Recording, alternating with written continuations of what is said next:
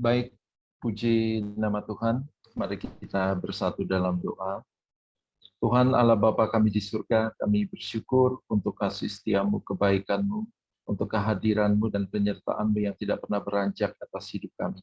Sore hari ini kami berterima kasih karena Tuhan memberikan kembali kesempatan untuk kami bersekutu, beribadah bersama-sama ya Tuhan, di tengah kegiatan belajar mengajar perkuliahan kami. Kami serahkan waktu pemberitaan firman Tuhan ke depan ini ke dalam tangan-Mu. Kami serahkan hamba-Mu yang akan menyampaikan semua umat-Mu Tuhan yang akan mendengarkannya, dan kami berdoa biarlah firman-Mu Tuhan bertumbuh di dalam hati kami, menguatkan kami, mengokohkan dan meneguhkan perjalanan kami ke depan bersama-sama dengan Engkau, sehingga kami terus mengalami kemenangan sesuai dengan apa yang Engkau janjikan. Di dalam nama Tuhan kami Yesus Kristus, kami berdoa dan mengucap syukur. Haleluya. Amin. Amin. Puji Tuhan. Selamat sore Bapak Ibu Saudara terkasih dalam Tuhan. Shalom. Apakah suara saya terdengar? Kedengeran, Pak. Baik. Ya, baik. Terima kasih. Mohon maaf jika nanti ada sedikit kendala. Saya ucapkan selamat sore dan shalom buat kita semua. Yang saya kasihi orang tua kita, Bapak Pendeta Dr. Yakob Tomatala, yang saya hormati Bapak Ketua, Bapak Pendeta Dr. Welly Octavianus Mawa, Bapak Direktur, Bapak Pendeta Dr. Masuki Ligiawa, yang saya hormati juga unsur pemimpin, rekan-rekan dosen, staf, serta para mahasiswa yang berbahagia yang dikasihi Tuhan. Saya akan share screen, mudah-mudahan.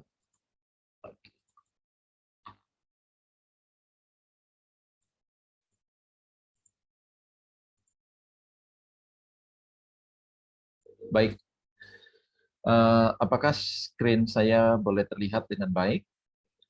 Terlihat, Bapak. Baik, ya, baik, terima kasih. Puji Tuhan. Di kesempatan hari ini, Senin 11 April 2022, saya akan berbagi kepada Anda, masih di dalam tema akademik tahun ajaran 2021-2022 dari sekolah kita, yakni peran leaderpreneur dalam upaya menjawab tantangan disrupsi peradaban abad 21. Subtema yang akan saya bagikan dalam kesempatan pada sore hari ini adalah leaderpreneur yang mengalami kehadiran Allah saat badai hidup melanda, yang terambil dari kitab Yeremia pasal 29 ayat 11 sampai dengan ayat 14. Mari kita membaca kebenaran firman Tuhan sebagai landasan perenungan kita pada sore hari ini. Yeremia pasal 29 ayat 11 sampai dengan 14. Demikian firman Tuhan, sebab aku ini mengetahui rancangan-rancangan apa yang ada padaku mengenai kamu. Demikianlah firman Tuhan, yaitu rancangan damai sejahtera dan bukan rancangan kecelakaan, untuk memberikan kepadamu hari depan yang penuh harapan. Dan apabila kamu berseru dan datang untuk berdoa kepadaku, maka aku akan mendengarkan kamu. Apabila kamu mencari aku, kamu akan menemukan aku. Apabila kamu menanyakan aku dengan segenap hati, ayat 14, aku akan memberi kamu menemukan aku. Demikianlah firman Tuhan. Dan aku akan memulihkan keadaanmu dan akan mengumpulkan kamu dari antara segala bangsa dan dari segala tempat kemana kamu telah kucerai-beraikan. Demikianlah firman Tuhan, dan aku akan mengembalikan kamu ke tempat yang dari mana aku telah membuang kamu. Puji nama Tuhan, berbahagialah kita yang mendengarkan sabda Tuhan dan dengan tekun melaksanakannya. Mari Bapak Ibu Saudara, kita masuk kepada bagian yang kedua, yakni penelaahan singkat mengenai peran leaderpreneur dalam upaya menjawab tantangan disrupsi peradaban abad 21. Pengertian leaderpreneur yang sudah sama-sama kita pahami, kita ketahui, yang didasarkan dari definisi yang diberikan oleh orang tua kita, yaitu Dr. Yakob Tomatala, di mana disebutkan bahwa leaderpreneur adalah seorang pemimpin kompeten dengan kompetensi yang dibuktikan dengan integritas. Di mana kompetensi seorang leaderpreneur dijelaskan oleh beliau meliputi hal-hal yang bersifat pribadi, profesional, sosial, intelektual, dan juga posisional. Serta integritas seorang leaderpreneur itu meliputi kurang lebih sama dengan kompetensinya, yaitu terdiri atas unsur pribadi, rohani, integritas dalam bidang sosial, ekonomi, dan juga kepemimpinan. Pemahaman disruptif menurut Kamus Besar Bahasa Indonesia dijelaskan sebagai sesuatu hal yang tercerabut dari akarnya. Sedangkan menurut Kamus Merriam-Webster, disruption atau disruptif adalah tindakan atau proses mengganggu sesuatu, yakni istirahat atau interupsi yang dilakukan saat berada dalam perjalanan normal atau kelanjutan dari beberapa aktivitas, proses, dan lain sebagainya. Dan dalam perjalanan hingga ke sini, pada akhirnya sesuatu yang bersifat disruptif pada hakikatnya yang terhubung dalam perjalanan peradaban manusia, Bapak Ibu Saudara, hampir semuanya dipengaruhi oleh kemajuan teknologi yang tujuannya adalah bagi peningkatan pendapatan ekonomi. Jadi disruptif itu memang selalu dipengaruhi oleh dua hal besar, yakni teknologi dan ekonomi. Adanya disruptif itu karena ada perubahan teknologi yang bersifat berkemajuan, yang ujung-ujungnya adalah kesejahteraan masyarakat, kesejahteraan umat manusia, yang ujung-ujungnya itu adalah pendapatan ekonomi. Nah, seperti apa kondisi umum masyarakat di seputar masa pandemi, di mana kita tidak bisa lepas ketika berbicara dalam hal disrupsi dengan kondisi pandemi, yakni ulasan umum bagaimana kondisi umat gereja, kondisi masyarakat di seputar masa pandemi. Kondisi umum yang terjadi, yang pertama adalah adanya penutupan dan pembatasan. Kita mengenal istilah lockdown serta social distancing, yang mana pada tanggal 31 Maret 2020 yang lalu diberlakukan PSBB, yakni pembatasan sosial berskala besar, lalu berlanjut hingga kini ada istilah-istilah yang lain yang berhubungan dengan pemberlakuan yang dalam kaitannya dengan lockdown dan social distancing, yakni ada yang namanya PPKM mikro, PPKM darurat, serta PPKM level 1 hingga level 4, di mana PPKM itu adalah pemberlakuan pembatasan kegiatan masyarakat. Lalu kondisi umum yang juga terjadi di sekitar kita dalam bidang ekonomi dan industri, Bapak Ibu Saudara, yakni adanya perubahan kondisi kerja dari on-site atau tatap muka atau kondisi kerja langsung menjadi online atau yang dikenal dengan work from home. Tidak bisa tidak hari ini turut mempengaruhi pendapatan umum masyarakat yang pada ujungnya menjadi berkurang, tidak terkecuali umat gereja atau jemaat. Belum lagi adanya pengurangan beban kerja sampai kepada pemutusan hubungan kerja. Ini berimbas kepada penghasilan masyarakat, penghasilan jemaat di gereja yang kita layani, sehingga mempengaruhi juga jumlah persembahan yang selama ini mereka berikan kepada gereja sebagai ucapan syukur kepada Tuhan. Ketika terjadi masa pandemi, maka terjadi pengurangan penerimaan kas gereja. Lalu kondisi umum selain yang bersifat social distancing, yang kedua ekonomi dan industri, juga meliputi keluarga, yakni secara khusus pendidikan anak dan kesejahteraan keluarga, di mana anak-anak yang bersekolah dari rumah dan orang tua yang melakukan work from home atau bekerja dari rumah, Kondisi tersebut meningkatkan tensi mental dan psikologis orang tua serta anak itu sendiri. Sehingga di masa-masa awal lockdown atau social distancing, ada dinamika yang terjadi di masyarakat, ya, ada saja konflik rumah tangga, kekerasan dalam rumah tangga yang secara kuantitatif itu meningkat jumlahnya. Kondisi umum yang keempat adalah kesehatan mental masyarakat.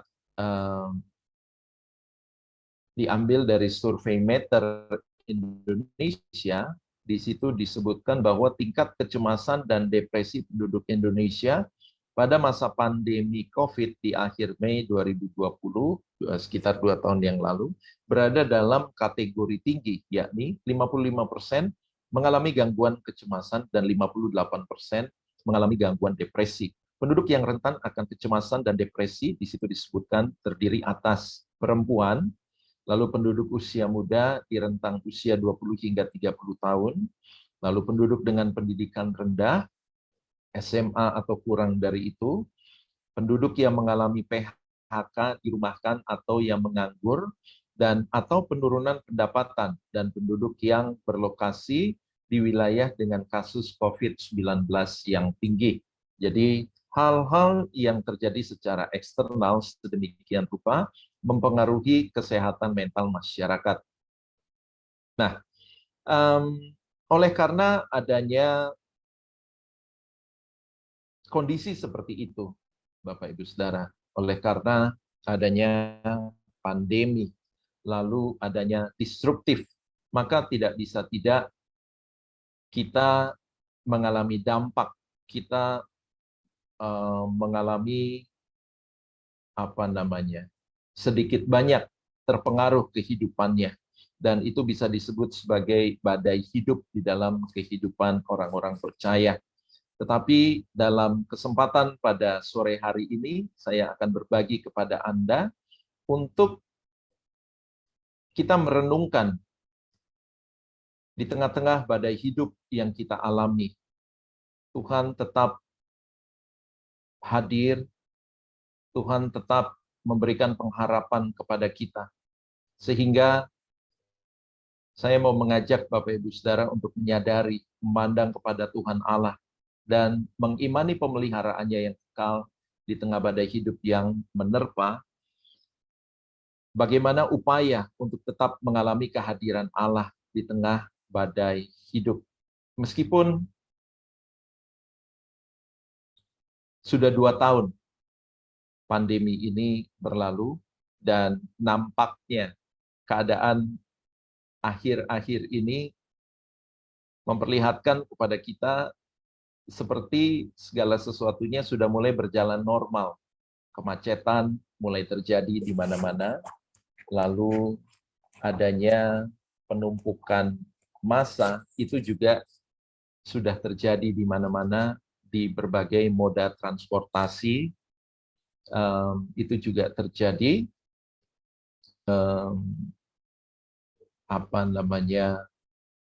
Di pesawat udara juga itu terjadi. Baru saja semalam saya menjemput keluarga yang sudah 2 tahun tidak pulang ke Indonesia, dan ketika saya jemput di Terminal 3 Bandara Udara Soekarno-Hatta, saya melihat yang menjemput itu banyak sekali.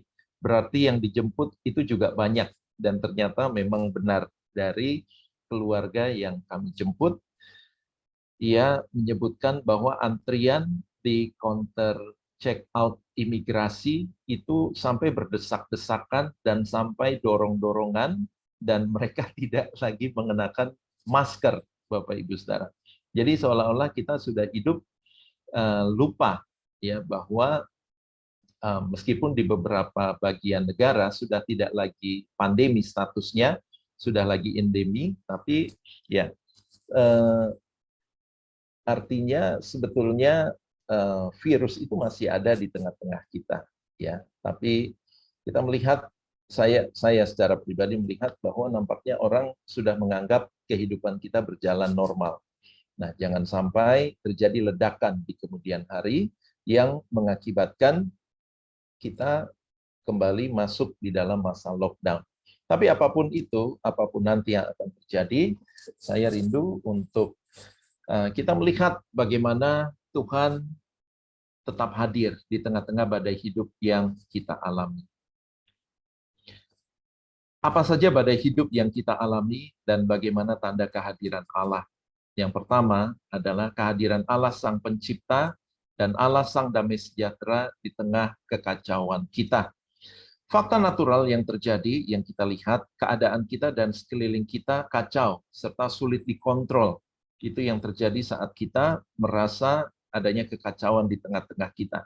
Perasaan manusiawi yang ada di dalam diri kita adalah kita merasa tidak berdaya.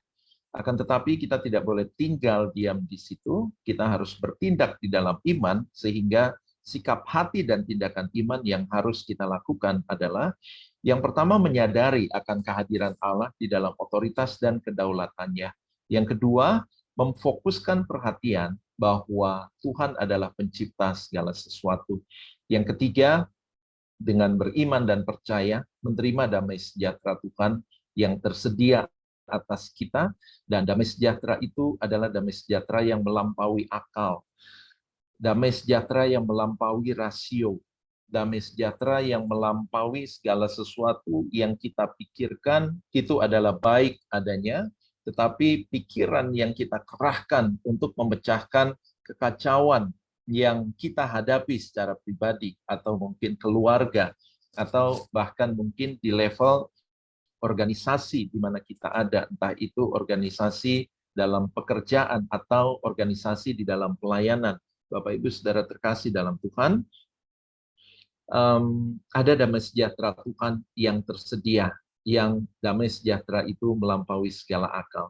Sebagaimana firman Tuhan berkata di dalam Yohanes 14 ayat 27, damai sejahtera ku tinggalkan bagimu, damai sejahtera ku berikan kepadamu, dan apa yang kuberikan tidak seperti yang diberikan oleh dunia kepadamu, janganlah gelisah dan gentar hatimu. Itu adalah tanda kehadiran Allah Sang Pencipta dan Allah damai sejahtera di tengah kekacauan kita. Yang kedua, bagaimana kita merasakan kehadiran Allah Sang Penebus di tengah kesalahan kita. Fakta natural saat kita melakukan kesalahan, saat kita berdosa di hadapan Allah dan sesama. Kita melakukan sesuatu yang sulit termaafkan, baik secara manusiawi ataupun dalam kapasitas di mana kesalahan itu kita lakukan sebagai seorang pelayan atau seorang pemimpin. Perasaan manusiawi yang sering kali muncul saat situasi ini terjadi adalah pertama-tama kita menyangkal bahwa kita tidak pernah melakukannya. Kita membela diri ketika kita melakukannya itu karena terdesak oleh situasi. Kita kemudian di dalam penyangkalan dan pembelaan diri, kita kadangkala di dalam di luar kesadaran kita tidak segan untuk menunjuk bahwa orang lainlah yang menyebabkan kita melakukan kesalahan itu sehingga membuat diri kita bersalah. Nah, perasaan manusiawi lainnya yang muncul saat keadaan ini ada adalah marah. Marah dengan diri sendiri, marah dengan orang lain, marah dengan situasi, dan juga orang-orang yang mungkin dalam anggapan kita, merekalah pemicu yang menyebabkan saya melakukan kesalahan ini. Perasaan manusiawi yang lain yang juga seringkali muncul adalah ketika pada akhirnya tidak ada lagi yang bisa dipersalahkan selain daripada diri kita sendiri, diri saya sendiri yang salah, maka akan muncul perasaan tidak layak, perasaan bersalah. Melihat diri sebagai orang yang munafik, melihat diri sebagai pribadi yang gagal di dalam memberi teladan atau gagal dalam menjadi teladan untuk orang lain. Akan tetapi meskipun ini adalah badai hidup yang tidak kecil, ini merupakan kesalahan yang memang kita lakukan. Akan tetapi Tuhan tidak menghendaki kita berhenti di situ. Oleh sebab itu ada sikap hati dan tindakan iman yang bisa kita lakukan di hadapan Allah, yakni merendahkan hati di hadapannya dan minta ampun kepadanya. Kita juga perlu menyadari bahwa kita sesungguhnya tidak sempurna dan kita membutuhkan Tuhan setiap hari. Firman Tuhan meneguhkan kita dari 1 Yohanes pasal 1 ayat 9, berkata, jika kita mengaku dosa kita, maka ia adalah setia dan adil, sehingga ia akan mengampuni segala dosa kita dan menyucikan kita dari segala kejahatan. Pada hidup yang ketiga adalah kelelahan, atau ada istilah yang seringkali orang sebutkan, yakni burnout, ya, more than just tired, ya, tetapi burnout itu kelelahan. Fakta natural di tengah kelelahan kita adalah semua yang kita rencanakan dan lakukan dengan baik nampak berujung dengan sia-sia. Lalu perasaan yang muncul secara manusiawi adalah letih akibat kesibukan, akibat beban hidup. Kita kembali lagi jatuh di dalam siklus kekalahan. Situasinya berbeda, orang-orang yang kita hadapi berbeda. Tetapi kok trennya sama, polanya sama. Kita kembali kalah, kita kembali jatuh di dalam titik yang itu-itu juga. Lalu perasaan manusiawi yang muncul adalah kelelahan, keletihan akibat tuntutan hidup. Akan tetapi kembali bahwa Tuhan Allah, Sang Pembebas, berkenan hadir di tengah kelelahan kita, Bapak Ibu Saudara. Sehingga sikap hati dan tindakan iman yang perlu kita ambil adalah yang pertama, menyadari bahwa Tuhan lebih menghendaki jiwa kita beristirahat dan tenang.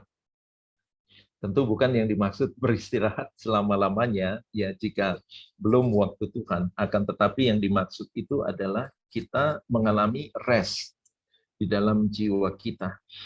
Kita mampu untuk tetap beristirahat di tengah badai. Lalu sikap hati dan tindakan iman yang kedua, kita perlu berkata kepada diri kita sendiri, enough is enough. Kadangkala memang sikap mental serta determinasi yang kuat yang diekspresikan dengan menjadi keras pada diri sendiri, pada 1-2 kesempatan itu menolong kita untuk mengalami breakthrough, Bapak Ibu Saudara, untuk kita menerobos, mengatasi segala keterbatasan kita. Tetapi tanpa kita sadari, kadangkala hal itu, yakni keras pada diri sendiri, itu bisa berujung menjadi otoriter kepada orang lain. Sebab tanpa kita sadar, keras pada diri kita sendiri itu terekspresi dalam sikap kita kepada orang lain. Pada akhirnya, di luar kesadaran kita terjadi tindakan-tindakan yang agak bersifat destruktif dalam hubungan, dalam relasi kita kepada orang lain. Nah, firman Tuhan di dalam Matius pasal 11 ayat 28 sampai 30 menjadi penghiburan bagi kita. Demikian dikatakan, marilah kepadaku semua yang letih lesu dan berbeban berat, aku akan memberi kelegaan kepadamu. Pikulah kuk yang kupasang dan belajarlah padaku, karena aku lemah lembut dan rendah hati, dan jiwamu akan mendapat ketenangan, sebab kuk yang kupasang itu enak dan bebanku pun ringan. Puji nama Tuhan. Yang keempat, badai hidup kebutuhan. Fakta natural, kita memiliki kebutuhan akan sesuatu yang sifatnya itu berbeda-beda antara satu orang dengan orang yang lain, mulai dari level biasa sampai kepada kebutuhan yang sifatnya mendesak. Perasaan manusiawi yang kadangkala atau seringkali muncul adalah tanpa hal itu, tanpa kebutuhan itu dipenuhi, kita merasa diri kita kurang. Kita merasa diri kita tidak utuh dan kita tidak terlalu puas di dalam menjalani hidup. Akan tetapi sekali lagi, Tuhan hadir. Tuhan Allah Sang Penyedia berkenan hadir di tengah badai hidup itu, yakni saat kita membutuhkan sesuatu. Maka sikap hati dan tindakan iman apa yang dibutuhkan? Yang pertama adalah menyadari bahwa Tuhanlah satu-satunya yang kita perlukan, bukan yang lain. Yang kedua, sesuai dengan kehendaknya, penyediaannya akan dikaruniakan kepada kita.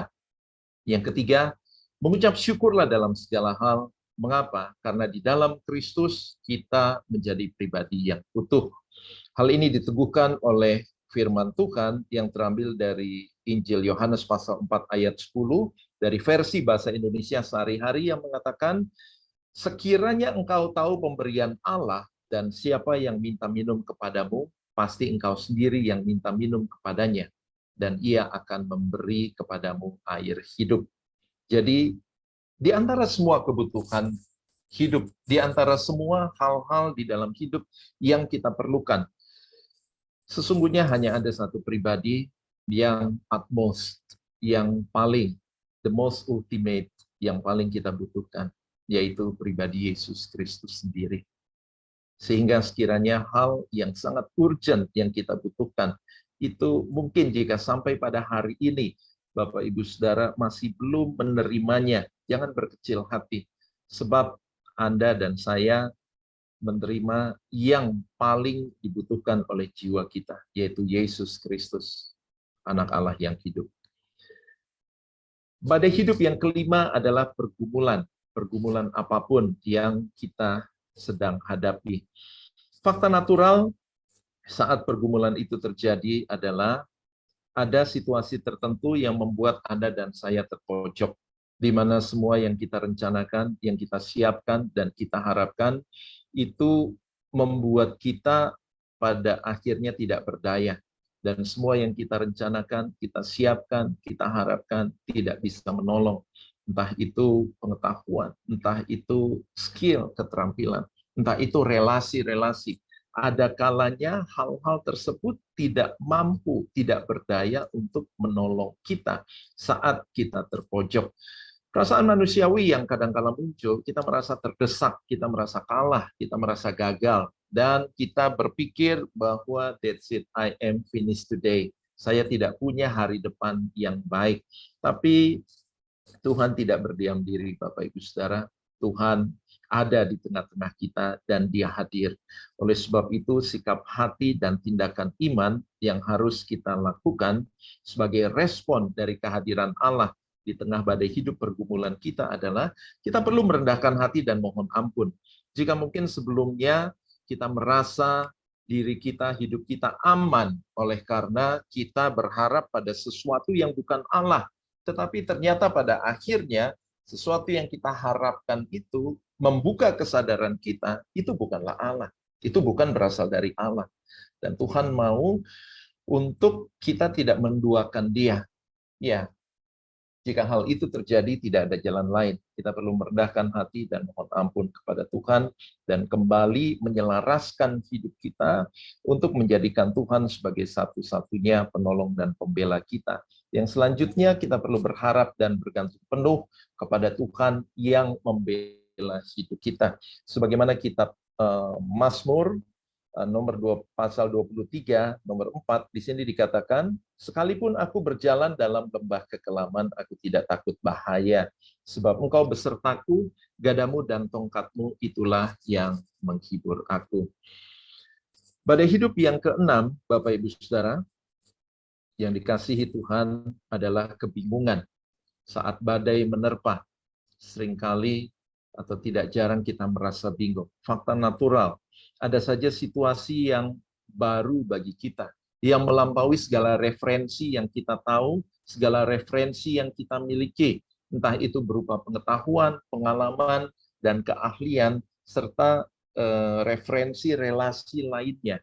Nah, perasaan manusiawi yang muncul di situ, kita sering merasa kecil, merasa bingung, merasa tersesat, dan juga kehilangan arah. Tetapi Tuhan tidak berdiam diri. Dia Allah yang maha hadir. Kadang-kala kita tidak menyadari kehadiran Tuhan. Tetapi biarlah di kesempatan pada sore hari ini, apapun aktivitas kita, apapun yang kita kerjakan, apapun pelayanan yang kita berikan kepada Tuhan, kita perlu menyadari bahwa di tengah kebingungan kita, Tuhan itu hadir. Sehingga kita harus meresponi dengan memberikan sikap hati dan tindakan iman, yakni mengenal Tuhan Allah sebagai pribadi yang hidup, yang akan membimbing hidup kita setiap hari. Lalu jangan merasa malu dan berkecil hati jika Tuhan menuntun kita untuk belajar pada orang lain. Sebagaimana Yesaya mengatakan di dalam kitab Yesaya pasal 48 ayat 17, beginilah firman Tuhan penebusmu yang maha kudus Allah Israel, akulah Tuhan Allahmu yang mengajar engkau tentang apa yang memberi faidah, yang menuntun engkau di jalan yang harus kau tempuh. Yang ketujuh, di tengah-tengah badai hidup yang kita alami, Tuhan mau agar Dia hadir di dalam hidup kita sebagai Raja. Fakta natural, semakin kita tahu dan mampu melakukan banyak hal, kecenderungan diri untuk memerintah, berjalan sendiri, dan terlepas dari Allah itu semakin besar. Perasaan manusiawi yang juga kadangkala muncul adalah diri merasa mampu, semakin tahu, dan merasa ahli, sehingga cenderung lupa bahwa di atas langit ada langit. Maka sikap hati dan tindakan iman yang perlu kita ambil Bapak Ibu Saudara di hadapan Tuhan. Yang pertama, dengan penuh kesadaran terus menundukkan diri kepada Allah setiap hari. Selanjutnya, menghormati orang lain karena Allah hadir di dalam diri orang yang lebih kecil dan tidak berdaya dari kita. Sebagaimana Injil Matius pasal 25 ayat 40 mengatakan demikian firman Tuhan, dan raja itu akan menjawab mereka, aku berkata kepadamu, sesungguhnya segala sesuatu yang kamu lakukan untuk salah seorang dari saudaraku yang paling hina ini, kamu telah melakukannya untuk aku.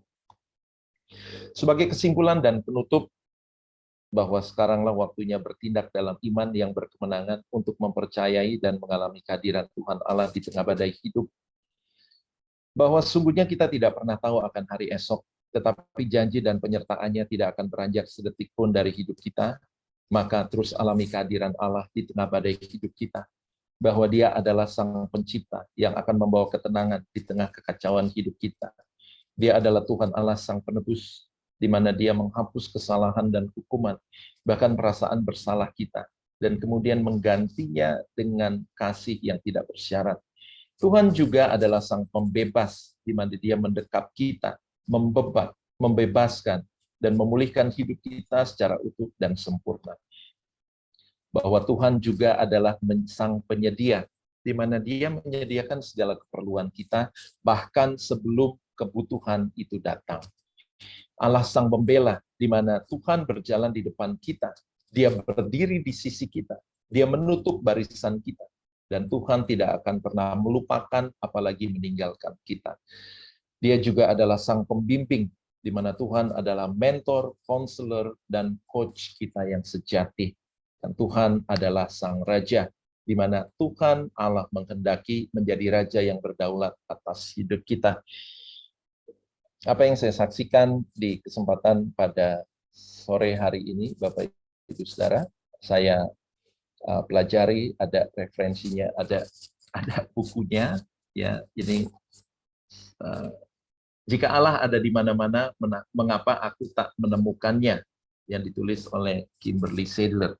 Nah, apa yang ditulis di dalamnya merefleksikan pengalaman ketika atas seizin Tuhan, saya selama 1 bulan penuh bergumul dengan penyakit COVID di bulan Agustus 2021 yang lalu, di mana secara manusiawi tidak ada jaminan bahwa saya akan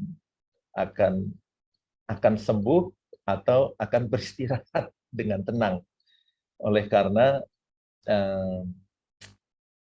sejak kecil bahkan sejak saya belum berumur 1 tahun, saya sudah langganan dirawat di rumah sakit, ya sudah langganan di Opnam, dan terus ketika saya kecil, remaja, ketika saya berkuliah, ketika saya bekerja, ya tidak lepas dari yang namanya kelemahan tubuh, kelemahan fisik.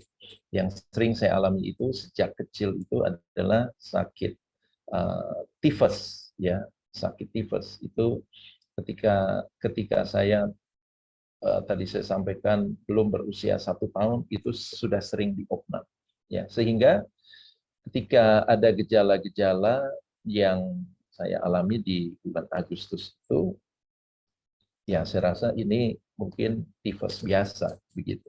Tetapi ketika kemudian diperiksa ke dokter bilang ini COVID, tapi tidak perlu diopnam, ya istirahat saja di rumah. Oke, saya istirahat. keadaan tidak membaik meskipun saya minum obat dokter yang dokter berikan saat saya periksa. Dan istri saya dan orang tua rohani saya berinisiatif untuk kembali membawa saya ke rumah sakit, dan dokter itu kaget, dan dokter tanpa sadar mengatakan kepada istri saya, kenapa baru dibawa sekarang gitu. Ya, tapi keluarga kami mengatakan, bukankah dokter yang mengatakan supaya menyarankan untuk saya istirahat di rumah. Ya, singkat cerita, saya ada dalam pergumulan ketika saya ada di ranjang rumah sakit, betul-betul tidak berdaya, betul-betul tidak bisa lakukan apa-apa, kondisi yang sangat lemah, dan mau dijenguk tidak bisa, mau keluar dari kamar itu juga tidak bisa. Saya saksikan tetangga-tetangga, maksudnya rekan-rekan lain yang dirawat oleh karena COVID, ya tidak sedikit yang satu persatu itu dipanggil oleh Tuhan dalam arti meninggal dunia. Ya, puji Tuhan oleh karena rumah sakit yang baik, tenaga medis yang merawat juga dengan baik, lalu makanan 3 kali sehari yang juga sangat baik, itu cukup menghibur.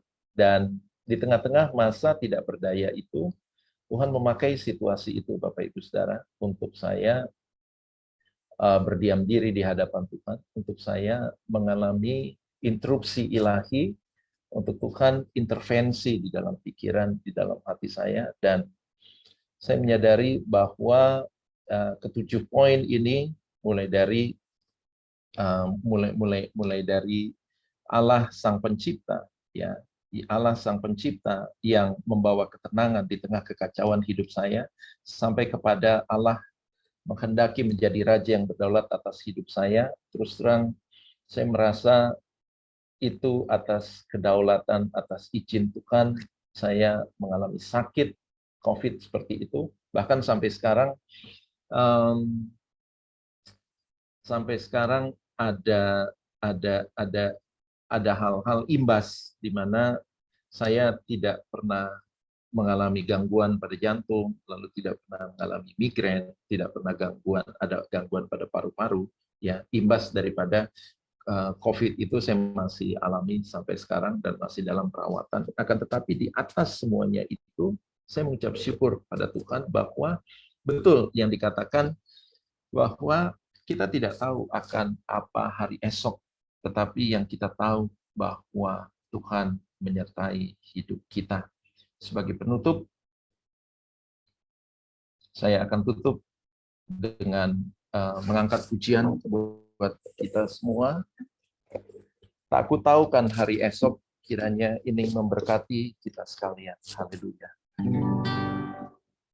Tak ku tahu kan hari esok, namun langkahku tegak, bukan surya ku harapkan, karena surya kan lenyap. Oh, tiada ku gelisah akan masa menjelang. Ku berjalan serta Yesus, maka hatiku tenang. Banyak hal tak ku pahami dalam masa menjelang, tapi terang bagiku ini tangan Tuhan yang pegang. Makin dalam perjalanan, makin tinggi aku naik, dan bebanku makin ringan, makin nampaklah yang baik. Di sana terang abadi, tiada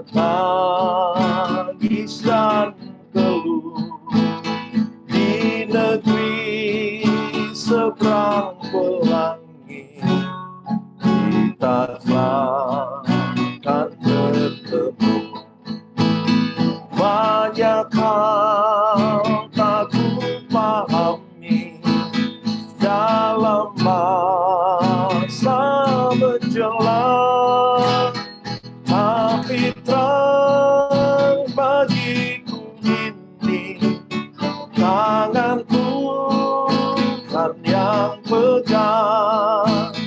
Banyak hal tak ku pahami dalam masa menjelang, tapi terang bagiku ini tangan Tuhan yang pegang. Tapi terang bagiku ini tangan Tuhan yang pegang. Tuhan Allah Bapa kami di surga, kami berdoa pada malam hari ini, kami serahkan ya Tuhan, apa yang sudah kami gumuli, apa yang sudah kami renungkan, kami serahkan ke dalam tangan-Mu. Biarlah ya Tuhan, firman-Mu bekerja di dalam hati kami masing-masing. Tuhan, di masa pandemi yang belum sepenuhnya berakhir, ada beberapa di antara kami, entah sedikit entah banyak, masih mengalami atau sudah melewatinya. Badai hidup, tekanan hidup, kehilangan di dalam banyak hal. Bapa kami berdoa, biarlah sebagai seorang pelayan, sebagai seorang pemimpin, sebagai seorang leader, trainer, yang Engkau tetapkan untuk melayani umat-Mu, dimanapun Tuhan tempatkan kami. Kami berdoa, biarlah kami mengalami kekuatan dan penghiburan pada saat ini. Biarlah kami beroleh peneguhan bahwa sekuat dan sehebat apapun badai hidup yang kami hadapi, tantangan yang kami alami, kami boleh tetap beriman dan percaya dan melihat, merasakan, serta mengalami kehadiran Allah yang tidak pernah beranjak atas kehidupan kami. Memberkati institusi STT Jeffrey Jakarta, memberkati seluruh sivitas akademi, baik unsur pemimpin, dosen, mahasiswa, staf, serta para stakeholders. Biarlah kami semua diikat oleh kasih Tuhan dan berjalan bersama dengan Tuhan di dalam janji Tuhan yang akan Engkau genapi atas hidup kami masing-masing, pribadi lepas pribadi. Kami mengucap syukur, berterima kasih untuk penyertaan-Mu, untuk Roh-Mu yang kudus Tuhan, di tengah-tengah perenungan firman Tuhan yang sudah selesai pada sore hari ini. Kami berterima kasih, menyerahkan ke dalam tangan Tuhan. Di dalam nama Tuhan kami Yesus Kristus, kami berdoa dan bersyukur. Haleluya. Amin. Saya serahkan kepada pemimpin acara. Tuhan Yesus memberkati. Shalom.